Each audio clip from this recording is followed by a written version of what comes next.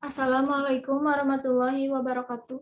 Nama saya Nadia Putri dari kelas HK20A. Saya akan mempresentasikan tentang tindak pidana yang mengakibatkan matinya seseorang.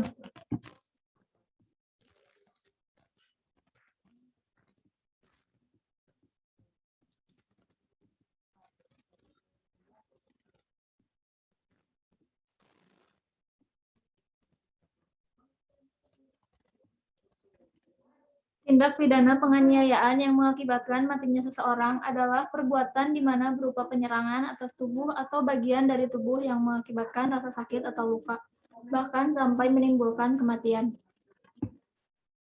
Dasar hukum yang mengaturnya adalah Pasal 354 Ayat 2 KUHP. Jika perbuatan itu mengakibatkan kematian, yang bersalah diancam dengan pidana penjara paling lama 10 tahun. Penerapan pidana terhadap tindak pidana penganiayaan yang mengakibatkan matinya seseorang. Di dalam mengambil keputusan, para majelis hakim harus mengikuti aturan main sesuai dengan ketentuan yang ada. Ketika proses pembuktian dinyatakan selesai oleh hakim, tibalah saatnya hakim mengambil keputusan. Dalam ayat 6 ditentukan bahwa semua hasil musyawarah harus didasarkan pemufakatan yang bulat, kecuali tidak dapat tercapai. Maka ditempuh dua cara, yaitu putusan diambil dengan surat terbanyak. Jika tidak diperoleh surat terbanyak, diambil pendapat hakim yang menguntungkan terdakwa.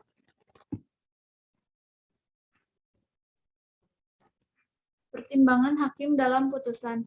Pertimbangan yang bersifat yuridis adalah pertimbangan hakim yang didasarkan dengan fakta-fakta yuridis yang terungkap dalam persidangan dan oleh undang-undang telah ditetapkan sebagai hal yang harus dimuat dalam putusan.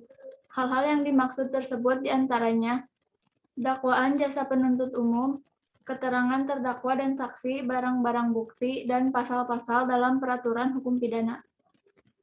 Pertimbangan yang bersifat non-yuridis.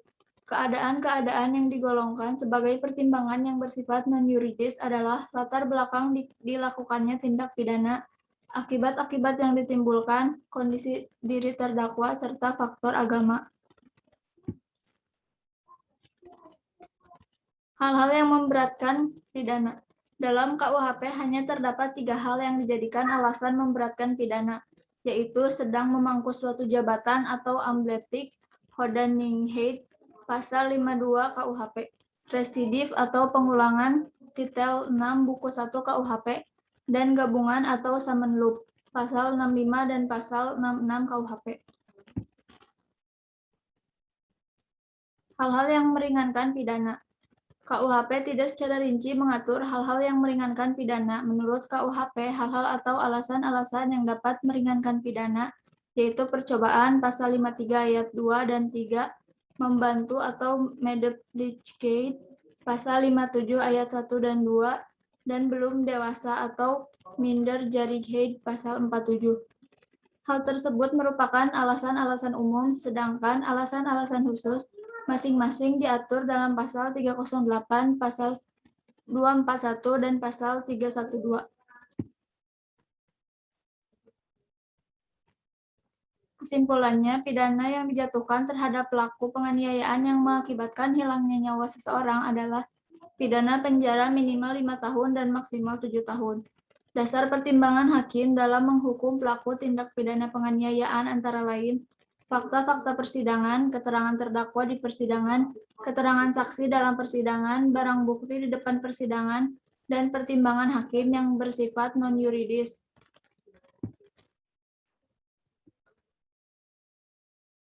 Sekian presentasi dari saya.